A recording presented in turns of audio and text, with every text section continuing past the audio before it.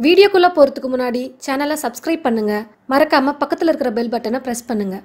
வாங்க வீடியோக்குள்ள போகலாம்.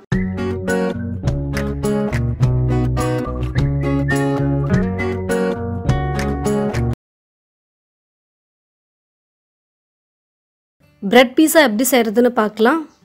பிரெட் பீஸ் 4 எடுத்து வச்சிருக்கேன். மோசரல்லா சீஸ், வெண்ணெய், உப்பு. நான் கேப்சிகம் இந்த மாதிரி கட் பண்ணி வச்சுருக்கேன் டெக்கரேஷனுக்காக. ரெட் கலர் எல்லோ கலர் நான் எடுத்து வச்சுருக்கேன். கொஞ்சம் கேப்சிகமாக கட் பண்ணியும் வச்சுருக்கேன்.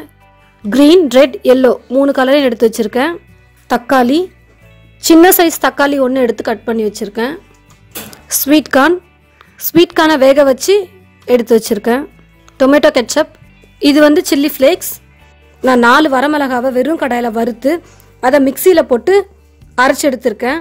ரொம்ப பவுடர் போல் அரைக்கக்கூடாது. சும்மா மிக்சியில் ஒரு திருப்பி எடுத்திங்கன்னா போதும், இந்த மாதிரி வந்துடும். தோசைக்கல் நல்லா சூடேறிடுச்சு. கொஞ்சமாக வெண்ணெய் தடவிக்கலாம். தோசைக்கல் நல்லா காஞ்சதும் ஸ்டவ்வை கம்மி பண்ணிக்கோங்க, இல்லைனா பிரெட் தீஞ்சிடும் ஃபுல்லாக வச்சுருந்தோம்னா. ஒரு பக்கம் மட்டும்தான் நம்ம ரோஸ்ட் பண்ண போகிறோம் பிரெட்டை. 1 சைடு நல்லா பிரெட் ரோஸ்ட் ஆகிடுச்சு. இதே மாதிரி மீதி இருக்கிற 3 பிரெட்டையும் நான் ரோஸ்ட் பண்ணி எடுத்து வச்சுருக்கேன். பாருங்கள், ஒரு பக்கம் மட்டும்தான் நான் ரோஸ்ட் பண்ணியிருக்கேன், இன்னொரு பக்கம் பண்ணலை. டொமேட்டோ கெச்சப்போட சில்லி ஃப்ளெக்ஸையும் கொஞ்சமாக போட்டு மிக்ஸ் பண்ணிக்கலாம். நான் 4 மிளகாய் அரைச்சிருக்கேன், ஆனால் ஃபுல்லாக போடலை. எவ்வளோ காரம் வேணுமோ அவ்வளோ போட்டு மிக்ஸ் பண்ணிக்கோங்க. உப்பு கொஞ்சமாக போட்டுக்கலாம். இது கூட 1/2 டீஸ்பூன் சர்க்கரையும் போட்டு நல்லா மிக்ஸ் பண்ணிக்கலாம். ரோஸ்ட் பண்ண பக்கம் மட்டும் நம்ம டொமேட்டோ கெச்சப்பை தடவிக்கலாம்.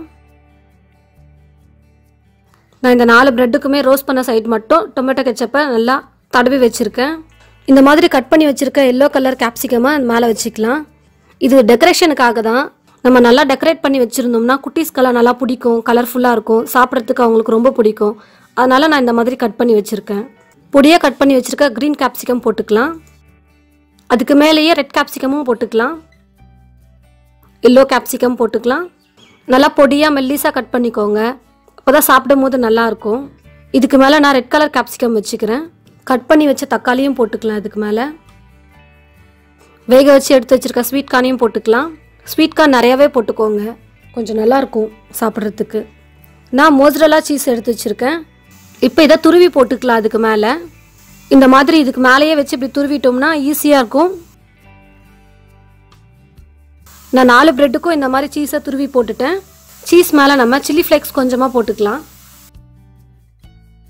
தவா நல்லா சூடேறினதும் வெண்ணெய் கொஞ்சமாக தடவிட்டு நம்ம ரெடி பண்ணி வச்சுருக்க ப்ரெட்டை இது மேலே வச்சிடலாம்.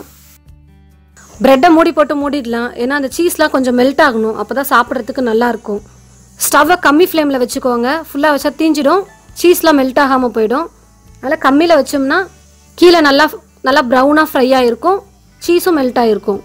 சீஸ் நல்லா மெல்ட் ஆகிடுச்சு. இப்போ எடுத்துக்கலாம்.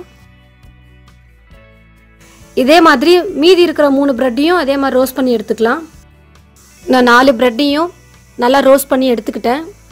பிரெட் பீஸா ரெடி ஆகிடுச்சு. பாருங்கள், பார்க்குறதுக்கே எவ்வளோ சூப்பராக இருக்குது.